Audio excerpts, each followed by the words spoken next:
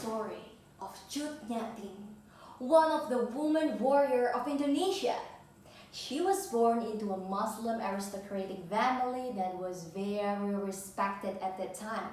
She wasn't just beautiful, but she also well educated in religion and household matters. And because of her appearance and good manners, many men proposed to her. Whereas at that time, she was only 12 years old. Oh, can you imagine how attractive she was? Until finally, one day her parents arranged for her marriage to Tengku Che Ibrahim Lamga. They lived happily and in peace, and they were blessed with one son. Sadly, it didn't last for a long time. Years after that, the Dutch suddenly came and declared war on Aceh. They started to attack with cannons and they burned the Baitur Rahman big mosque. They thought it was the headquarters of Aceh. At that time, Din's husband took the lead on the war, and Din and her son were evacuated to a safer place. But Din was so furious to the Dutch because they were harassing their God and religion. But it all paid off on the first part of the war. Din received news that the Aceh people succeeded to push back the Dutch. However, on the second part of the war, Din received news that the Achenis failed to push back the Dutch, and her husband died on the battlefield.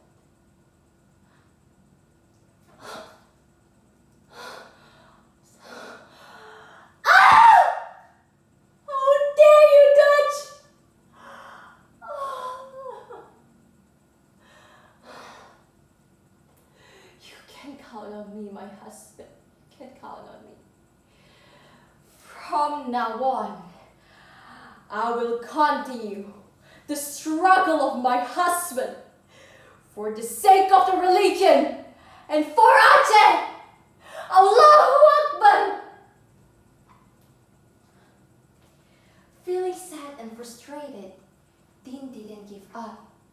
Starting from then on, Din decided to go against her nature, and she swore to take revenge by fighting the Dutch.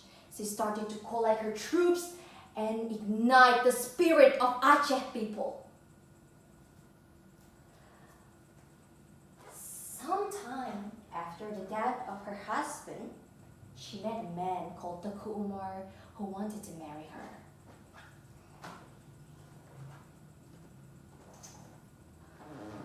Oh, kala burung terbang ke udara, ikan-ikan berenang bebas ke air. Adikku, apabila kau berkenan, biarlah abang meminang kau. If the fish swim freely in the water, and the bird fly high and freely on the air. Oh, Din, if you're willing to, let me be your husband. Marry me, Din.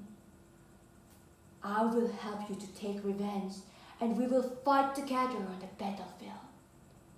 Please. And yes, they were married.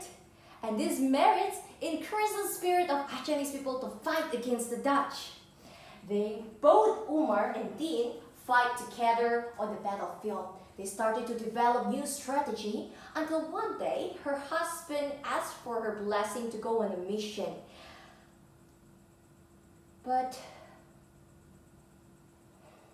she received news that the Dutch succeeded to push back the Aceh people again.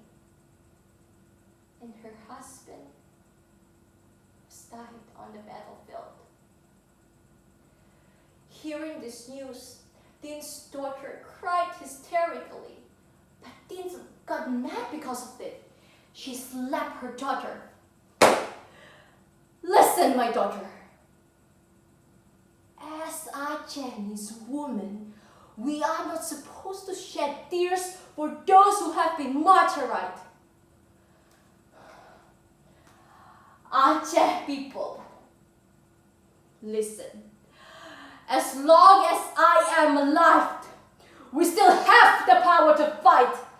This warfare will still go on.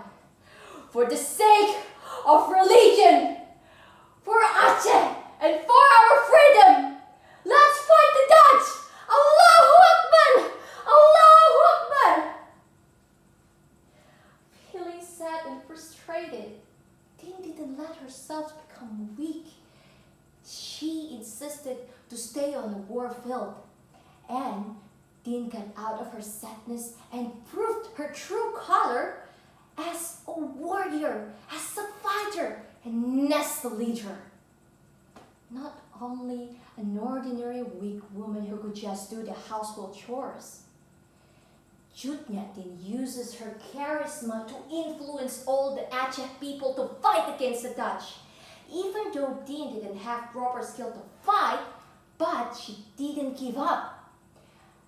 You know, she even dared one of the most powerful and the cruelest Dutch forces named Marechaussee, or known as the Elite, the one who killed her husband Umar. After that, she could fight again against the Dutch, but until one day,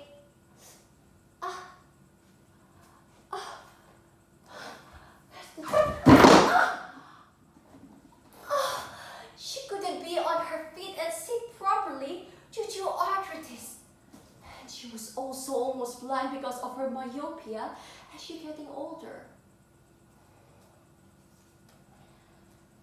Feeling sorry of Tin's condition, one of her men, Kang Laut, desperately told the Dutch where Tin's headquarters was. And he asked for help to the Dutch to take care of Tin's respectively due to her illness. Knowing this, Tin was so furious to Kang Laut.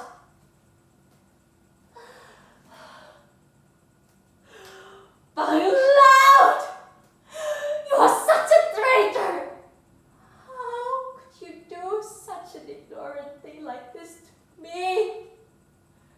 She was very angry, but she didn't realize that she had no power to fight against the Dutch anymore. When the Dutch assaulted, caught her troops and Tin by surprise, she couldn't do anything. Instead, she was captured and brought to Banda Aceh. There she was jailed and also treated by the Dutch. But when Tin slowly healed, the Dutch became afraid to send her back to her village because the Dutch afraid that Tin could ignite the resistance of Aceh people again. So the Dutch sent her into exile to Sumedang, West Java. This is how influential Tin was for Aceh people, that she could make the Dutch forces anxious and feared. Tin succeeded to prove her true color as a leader and warrior. Thank you.